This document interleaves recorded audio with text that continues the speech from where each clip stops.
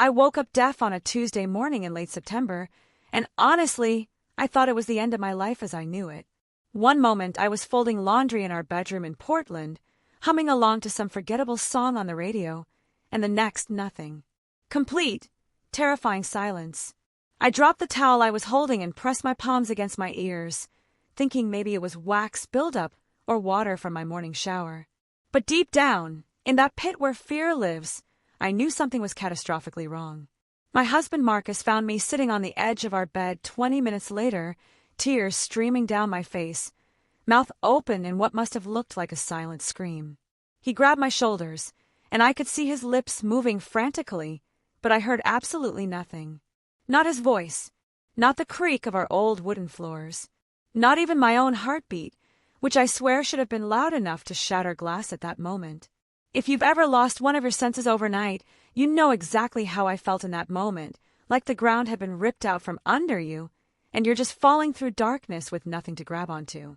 And if this story hits close to home, or if you're watching from somewhere in the world where you know what betrayal and truth really feel like, drop a comment and let me know where you're watching from. Trust me, you're going to want to stay for this entire journey. Also, check the description box below for more stories like this one.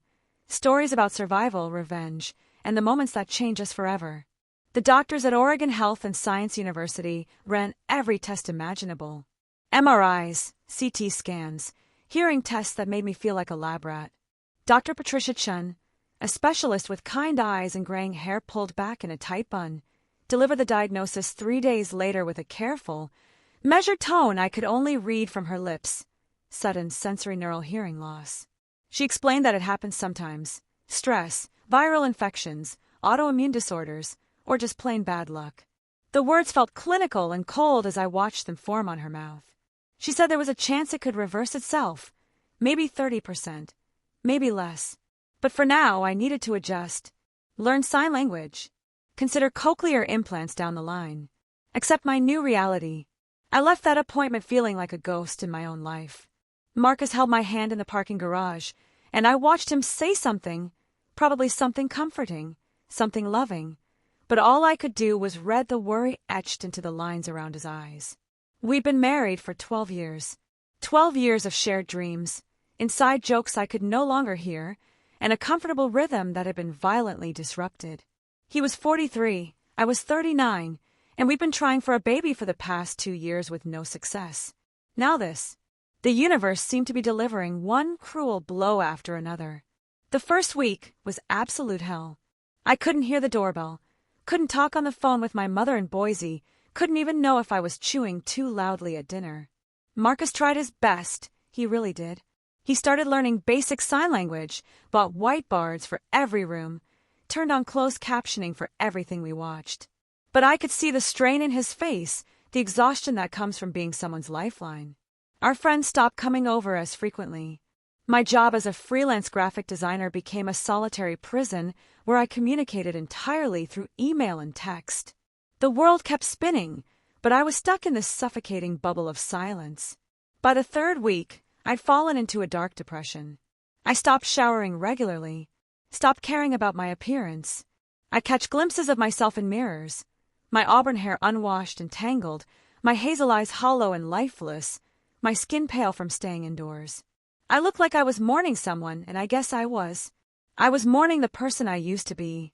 Marcus worked long hours at his architecture firm downtown, and I convinced myself he was avoiding me. Who could blame him? I'd become a burden, a shell of the vibrant, laughing woman he'd married on that perfect June afternoon in Cannon Beach all those years ago. Then, on day 31, I woke up and heard the neighbor's dog barking. It was a small sound, muffled and distant, but it was there. My heart nearly exploded in my chest.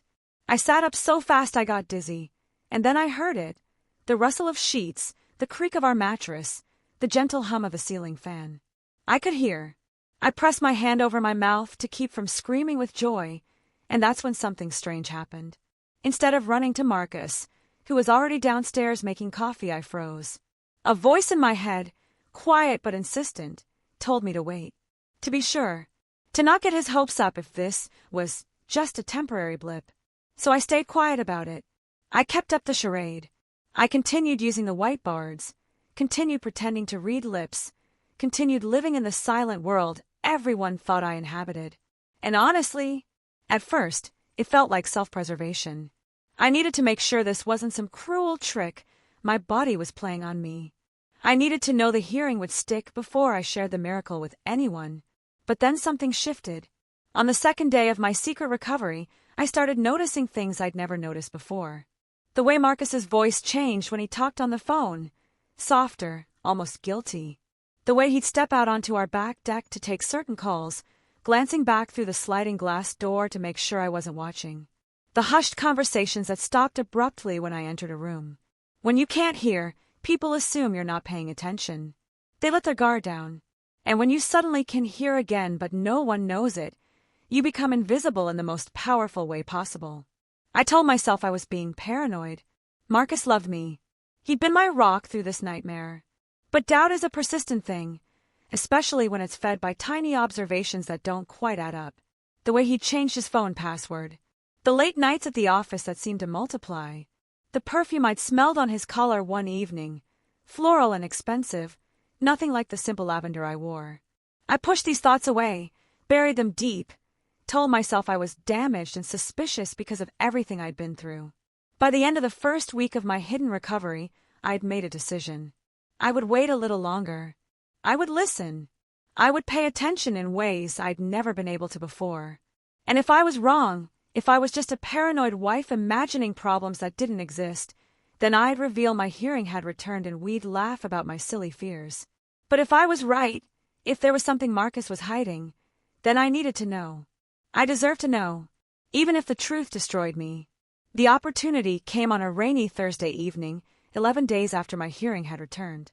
Marcus thought I was upstairs in our bedroom, probably asleep, or lost in one of the books I'd been reading to pass the endless silent hours. But I was actually sitting at the top of the stairs, hidden in the shadows, my heart pounding so hard I thought it might give me away. He was on the phone in the living room, and something about his posture, the way he was hunched forward on the couch, elbows on his knees, one hand gripping his hair, made every alarm bell in my body scream. I heard him say a name, Danny, his younger brother. They'd always been close, talking at least once a week, usually about sports or their parents in Sacramento, or some project Marcus was working on. But this conversation was different. The tone was different. Marcus's voice was strained, almost breaking. "I can't keep doing this," Marcus said, and I felt my stomach drop. "I love her, Danny. I love Jess so much it hurts, but this whole situation is killing me. I don't know how much longer I can pretend everything's okay." The world tilted on its axis. I gripped the banister, so hard my knuckles went white. He loved me, but couldn't pretend everything was okay. What did that mean? Was there someone else? Was he planning to leave me? My mind raced through every awful possibility, each one worse than the last. Danny's voice came through faintly. I couldn't make out his words, just the low rumble of a response.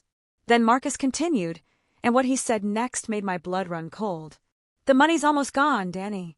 All of it. I've been draining our savings to cover the treatments, the specialists, the experimental therapy options her insurance won't touch. I took out a second mortgage on the house last month without telling her. I'm drowning here, and I can't tell her because she's already going through hell. What kind of husband dumps financial stress on his deaf wife who can barely get through a day without crying?" I stopped breathing. The money. He was talking about money, about paying for my medical care, about sacrificing everything to try to fix me. I know, Marcus said, his voice cracking. "You warned me. You said I should talk to her about it, make decisions together. But Danny, you didn't see her face when Dr. Chun said the hearing might never come back. She was broken, completely shattered. How could I add to that by telling her we're going bankrupt? That I cashed out my 401k? That I've been lying to her about working late when really I'm doing freelance drafting jobs at night to try to cover the bills? The perfume on his collar. The late nights. The password change. Oh God. Mom offered to help," Marcus continued. "But you know Jess. She's so proud. She'd never accept charity from my parents, not after how hard we worked to prove we could make it on our own. And her mother's on that fixed income in Idaho. I can't ask her. I I just keep hoping for a miracle. That her hearing comes back. That we can get back to normal before she finds out how badly I've screwed everything up trying to save her. Danny said something else, and Marcus laughed, a bitter, exhausted sound that broke my heart into 1,000 pieces. Yeah, well, if she ever finds out about any of this, she'll probably leave me anyway. For lying, for making these decisions without her, for treating her like she's too fragile to handle the truth. I keep telling myself I'm protecting her, but maybe I'm just a coward. Maybe I'm just terrified that if she knows how bad things really are, she'll see me as the failure I feel like. I couldn't listen anymore. I crept back to our bedroom on shaking legs, carefully closed the door, and collapsed onto the bed. The tears came then. Hot, furious, confused tears that soaked into our pillowcase. I'd been so wrong. So completely, catastrophically wrong. There was no affair. No betrayal. No secret relationship. Just my husband slowly destroying himself to try to fix something that was destroying me. Just Marcus carrying the weight of our entire world on his shoulders, while I wallowed in self-pity and suspicion. The guilt was overwhelming. I'd spent almost 2 weeks thinking he was cheating on me, resenting him, watching him with suspicious eyes, when all along he'd been working himself to exhaustion trying to save me. The late nights were extra jobs. The hushed phone calls were him trying to protect me from the financial ruin my medical emergency had caused. The distance I'd felt was just exhaustion, his, mine, ours. But beneath the guilt, something else stirred. Anger. Not at Marcus, but at the situation. At the fact that he thought he had to hide this from me. At the fact that we'd built a marriage on partnership and equality, but when crisis struck, he'd shouldered everything alone. At the insurance companies and medical systems that had driven us to financial collapse. At myself, for being so consumed by my own suffering that I hadn't seen his. I lay there in the darkness for hours, my newly recovered hearing picking up every sound. The rain against the windows, Marcus's footsteps as he eventually came upstairs, the way he paused outside our bedroom door before slowly pushing it open. I kept my eyes closed, regulated my breathing, played the part of the sleeping deaf wife one more time. I felt him sit on the edge of the bed, felt his hand gently brush my hair back from my face. And then I heard him whisper something so quietly, he must have thought I'd never hear it. "I'm so sorry, Jess. I'm trying so hard to fix this. I promise I'll make everything okay. You'll never have to know how close we came to losing it all." After he fell asleep, I slipped out of bed and went downstairs. I needed to see for myself. His laptop was on the dining room table, still open, password protection disabled because he thought I couldn't hear the keys clicking anyway. What I found in his documents and spreadsheets made me physically ill. Second mortgage papers. Credit card statements with balances that made my vision swim. Receipts for appointments with specialists I'd never even met. People he'd consulted on my behalf, paying thousands out of pocket for consultations and second opinions. Email chains with experimental treatment centers as far away as Johns Hopkins and Mayo Clinic. He'd been researching everything, trying everything, spending everything. And the freelance work. God, the freelance work. I found invoices dating back almost to the day I'd lost my hearing. Small architectural drafting jobs, logo designs, consultation gigs, anything he could do after his regular work hours. He was sleeping maybe 4 hours a night. Maybe. I closed the laptop and sat in the darkness of our dining room, listening to the rain and the settling sounds of our house. Our house that now had a second mortgage. Our house that was collateral for my medical disaster. And I realized something that changed everything. I couldn't reveal my hearing had returned. Not yet. Not like this. If I told Marcus now, he'd know I'd been lying to him for nearly 2 weeks. He'd feel betrayed by my deception, even though his intentions were pure and mine were born from suspicion. But more than that, if I revealed the truth now, he'd stop the freelance work. He'd stop the desperate scrambling to fix our finances. He'd relax, thinking the crisis was over, when really we were still drowning in debt. And I needed time to figure out how to fix this, how to help him without destroying his pride, how to become his partner again instead of his burden. So I made a decision in that dark dining room, with rain drumming overhead and my husband sleeping upstairs, exhausted from carrying us both. I would keep my secret a little longer. But this time, for a different reason. This time, to save us both. The next morning, I started my own investigation, not into Marcus's fidelity, but into our finances and how I could possibly help dig us out of this hole without revealing what I knew. I'd been a successful graphic designer before the deafness, with several regular clients and a decent income. But I'd stopped taking work the moment I lost my hearing, convinced I couldn't function professionally. Now, with my hearing restored but still secret, I had an advantage. Everyone thought I was still deaf, which meant my schedule was completely open, and no one expected anything from me. I started by reaching out to old clients through email, carefully wording messages that explained I developed new adaptive technology and techniques that allowed me to work again. I didn't mention my hearing had returned, just that I was ready to resume projects. The response was overwhelming. 3 of my long-term clients had been holding out hope I'd come back, and within 2 days, I had design work lined up that would bring in nearly $4,000 over the next month. But it wasn't enough. Not nearly enough to touch the debt Marcus had accumulated. I needed something bigger, something faster. That's when I remembered Laura. Laura Chin was my former college roommate, now a successful marketing director at a tech startup in Seattle. We'd stayed close over the years, and she checked in on me regularly after my hearing loss, sending care packages and long, thoughtful emails. I called her on my cell phone, the first actual phone call I'd made in over a month, and I could hear the shock in her voice when I explained everything.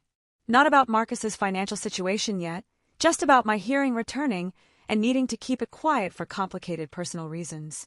Laura understood immediately. She didn't press for details. Instead, she offered something that felt like divine intervention. Her company needed a complete brand redesign, including logo, website graphics, marketing materials, and social media assets. The budget was $25,000, and she could push to have me hired as the lead designer if I could commit to a tight 6-week timeline. I almost dropped the phone. $25,000. It wouldn't solve everything, but it would make a significant dent in our debt. It would give us breathing room. I accepted on the spot, and we talked logistics. I'd work remotely, communicate via email and video calls with captions enabled to maintain the appearance that I was still managing my deafness. Laura would run interference with her team, making sure they understood my situation and didn't question why I wasn't answering phone calls directly. It was perfect. Almost too perfect. Over the next 3 weeks, I lived a double life. During the day, while Marcus was at his architecture firm, I worked obsessively on both my old client projects and the massive brand redesign for Laura's company. I'd wake up before dawn, start designing immediately, and work until I heard Marcus's car in the driveway. Then I'd quickly shut down my computer, put away any evidence of my productivity, and resume my role as the deaf, struggling wife who spent her days reading and watching captioned Netflix shows. At night, after Marcus fell into his exhausted sleep, I'd sneak back downstairs and work for another few hours. I was running on maybe 5 hours of sleep, fueled by coffee and desperation, but I was making progress. Real, measurable progress. The money started coming in, first from the small client projects, deposited into a separate account I'd opened online. Then the milestone payments from Laura's company. By the end of the 3rd week, I had $17,000 saved. Hidden. Waiting. But living a lie, even one born from love, takes a toll. I found myself snapping at Marcus over small things, frustrated by the charade we were both maintaining for different reasons. He thought I was depressed and struggling with my disability. I was actually exhausted from working 2 full-time jobs and carrying the weight of secrets that were crushing me. We were 2 people living in the same house, both trying to protect the other, both slowly drowning in our own ways. And then something happened that I didn't anticipate. Marcus started to break down. It was a Sunday afternoon in late November. I was supposedly napping upstairs, but I was actually finishing up some mock-ups on my laptop with headphones on. I could work with sound now, one of the small freedoms I'd allowed myself in private. I heard him downstairs on the phone again, and something in the urgent tone of his voice made me save my work and creep to the top of the stairs. He was talking to Danny again, but this time his voice was different. Desperate. Almost panicked. "I got the notice yesterday," Marcus said. "They're going to foreclose if I can't make 3 months of back payments by January 15th. That's $17,000, Danny. $17,000 I don't have. I've maxed out every credit card. I've borrowed from my 401k until there's nothing left. I don't know what else to do. $17,000. The exact amount sitting in my secret account. I can't tell Jess, Marcus continued, his voice breaking. I can't tell her I'm about to lose our house. The house we bought together. The house where we planned to raise our kids. How do I look at her and say, by the way, while you were going through the worst experience of your life, I was slowly letting everything we built collapse around us? Danny said something, and Marcus laughed bitterly. Pride? This isn't about pride anymore. This is about survival. About not watching my wife lose everything because I made bad decisions about how to handle money during a crisis. I thought if I could just fix her hearing, everything else would fall into place. That's what the second mortgage was for initially, this experimental treatment clinic in California that promised results. It didn't work. None of it worked. And now we're left with nothing but debt and a house that's about to be taken from us. I sat down right there on the stairs, my hand pressed over my mouth to keep from making a sound. The experimental treatment. The California clinic. I vaguely remembered Marcus mentioning something about a specialist who wanted to see me, but I'd been so deep in my depression that I'd refused. I told him I didn't want to waste money on false hope. I'd literally begged him not to pursue it. And he told me he'd dropped it. He'd lied. He'd gone behind my back, spent thousands, no, tens of thousands, trying to fix me against my wishes. Because he loved me that much. The anger returned then, stronger than before. Not just at the situation, but at him. At his martyrdom.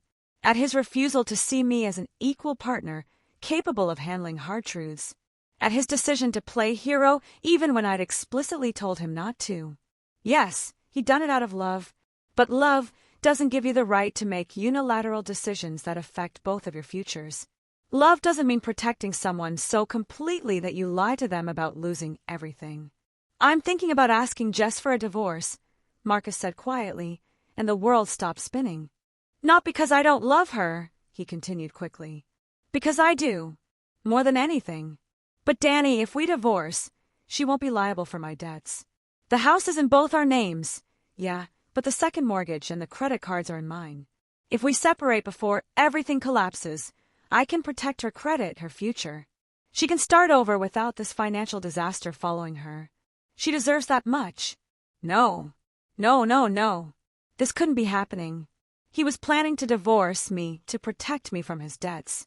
Debts he'd accumulated trying to fix me. We were spiraling into some tragic nightmare where we both loved each other but were destroying ourselves and each other in the process. I wanted to run downstairs right then. To scream that I could hear, that I'd heard everything, that I had the money to fix this, that we could save the house and ourselves. But something stopped me. A realization that cut deeper than anything else. If I revealed the truth now, in this moment, Marcus would be devastated. Not relieved. Devastated. Because he'd realize I'd been lying to him for weeks. That I'd heard his most vulnerable confessions without his knowledge. That I'd invaded his privacy in the worst possible way, even if my intentions had evolved from suspicion to trying to help. The timing was all wrong. The approach was all wrong.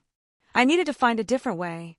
A way that didn't involve deception or secrets or dramatic revelations that would shatter whatever trust we still had left. But I was running out of time. January 15th was less than 6 weeks away. And I had no idea how to save my marriage, my house, and my integrity all at once. If you're watching this, and you've ever been caught in an impossible situation where every choice feels like the wrong one, you know exactly what I'm talking about. And I promise you, you need to stay with me here because what happens next, I never saw coming. Nobody saw it coming. I spent the next 48 hours in a fog of planning and replanning. Every scenario I ran through my head ended badly. If I revealed my hearing had returned and gave Marcus the money, he'd want to know where it came from. How a supposedly deaf woman who hadn't worked in over a month suddenly had $17,000. The truth would come out, all of it, and the hurt would be irreparable. But if I did nothing, we'd lose the house in 6 weeks, and Marcus was seriously considering divorcing me to protect me from debts I didn't even know about. I needed advice. Real advice from someone who understood complicated marriages and even more complicated secrets. So I did something I hadn't done in years. I called my mother. Patricia Murphy was 73 years old, living in a small apartment in Boise on Social Security and a modest pension from her years as an elementary school teacher. She'd been widowed when I was 15, had raised me and my younger brother alone, and had seen more of life's cruelties and unexpected turns than anyone I knew. When I told her everything, and I mean everything, from losing my hearing to getting it back to hiding it to discovering Marcus's financial crisis to the divorce threat, there was a long silence on the other end of the line. Then she said something that changed everything. "Jessica and Murphy Harrison, you and your husband are two of the most stubborn, prideful, self-sacrificing fools I've ever encountered. You deserve each other. Now stop playing games and tell him the damn truth before you lose something you can't get back." "But Mom..." "No buts. You think you're protecting him by lying? You think he's protecting you by lying? All you're both doing is slowly poisoning the one thing that matters, trust. Your marriage isn't built on him being the hero and you being the victim. It's built on partnership. So be partners. Tell him tonight. All of it. And deal with the consequences together like the adults you're supposed to be." She was right. God, she was so right it hurt. I'd been so focused on managing the revelation, on controlling the narrative, on minimizing damage, that I'd lost sight of the fundamental truth. Marcus and I were supposed to be a team. And teams don't keep secrets, even well-intentioned ones. That evening, when Marcus came home from work looking more exhausted than I'd ever seen him, I made a decision. I was going to end this. All of it. Tonight. I prepared dinner, actually cooked for the first time in weeks, which seemed to surprise him. We ate in our usual silence, him occasionally writing notes on the whiteboard about his day, me nodding and pretending to read his lips. After dinner, I gestured for him to follow me into the living room. He looked confused but complied, sinking into the couch with the weight of someone carrying the world. I sat across from him, pulled out my phone, and opened a note I typed earlier. I handed it to him. It read, "I need to tell you something. Please just listen. I got my hearing back 31 days after I lost it. I've been able to hear for almost 4 weeks now, and I didn't tell you. I'm telling you now because I can't keep lying to you, and because I heard your phone conversation with Danny. I know about the money. I know about the second mortgage. I know about the foreclosure threat. I know you're considering divorcing me to protect me from your debts. And I know about the California clinic." I watched his face as he read, watched the confusion turn to shock, then to disbelief, then to something that looked like devastation. His hand started shaking. He looked up at me, mouth open, and I spoke out loud for the first time in his presence in over a month. "I can hear you, Marcus. I can hear everything. And I'm so sorry I didn't tell you sooner."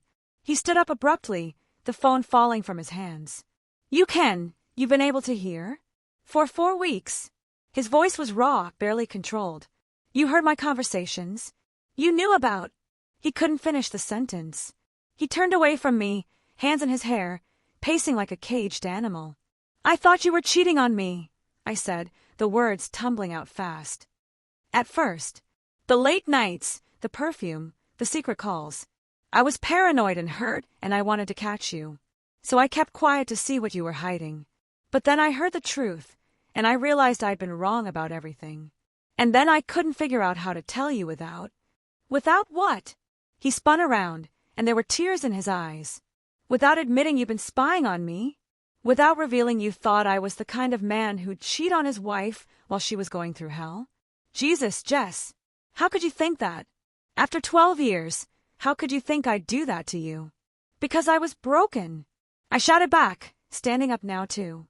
"Because I was drowning in self-pity and depression, and I couldn't understand why you'd want to stay with someone as damaged as me.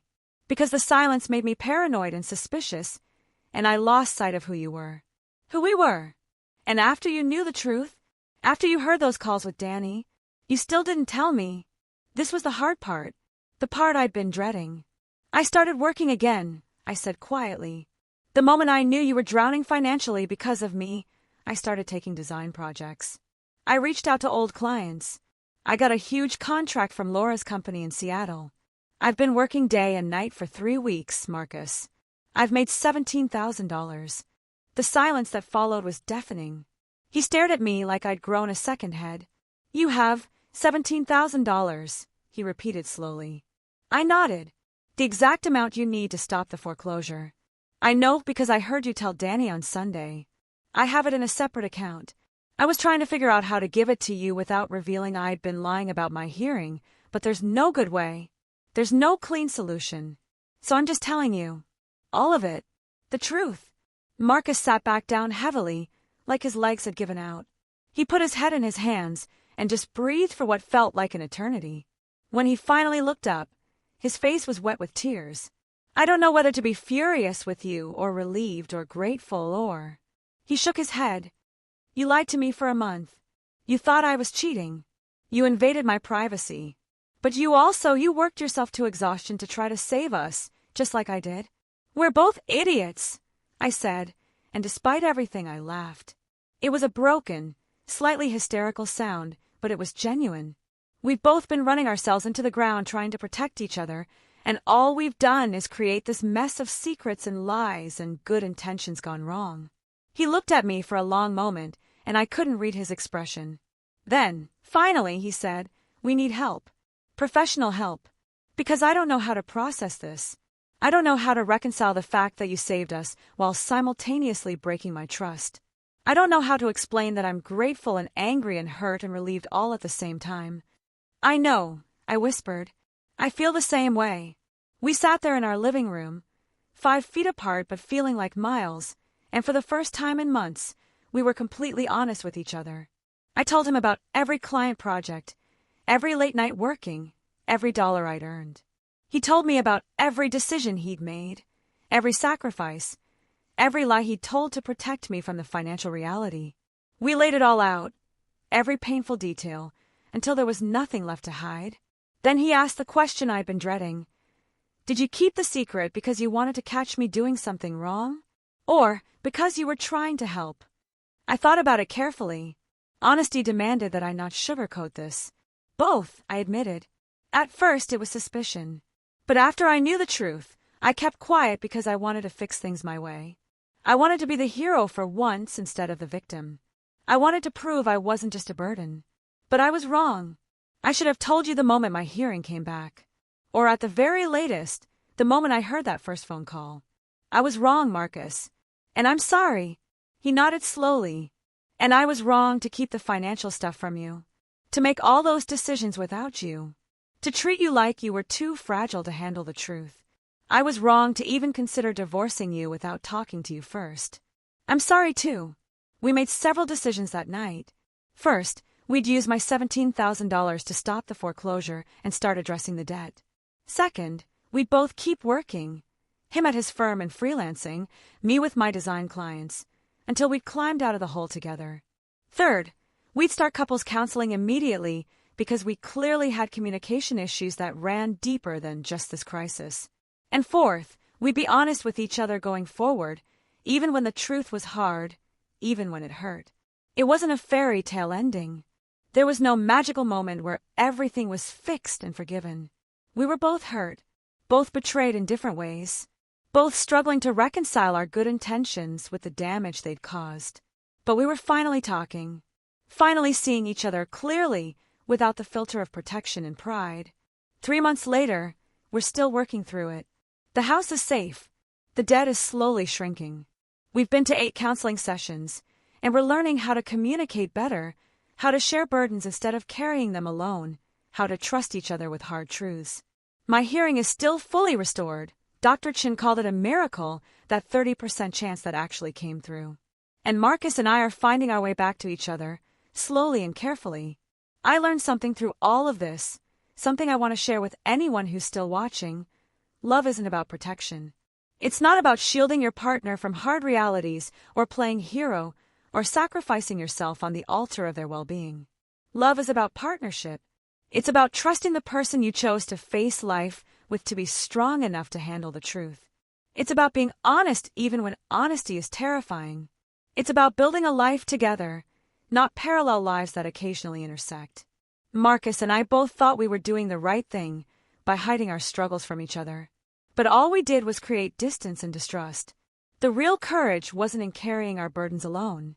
It was in sharing them, in being vulnerable enough to admit we were drowning and asking for help, in seeing each other not as victims or heroes, but as equals who were both doing their best in an impossible situation. If you're in a relationship where secrets are piling up, where you're protecting your partner from truths they deserve to know, or where you're carrying weight you don't have to carry alone. Stop. Tell them. Trust them. Let them be your partner in every sense of the word. Because the alternative, the path Marcus and I almost took, leads nowhere good. We nearly lost everything, including each other, because we loved each other too much to be honest. Don't make that mistake. Thank you for staying with me through this entire story. If it resonated with you, if you've been through something similar, or if you just needed to hear that it's okay to be flawed and still worthy of love, drop a comment below and let me know. Share this with someone who needs to hear it. And please, check the description box below for more stories like this. Stories about the messy, complicated, beautiful reality of trying to love someone while also trying to figure out how to love yourself. We're not perfect. Our marriage isn't perfect. But it's ours, and we're fighting for it with honesty this time instead of secrets. And that makes all the difference.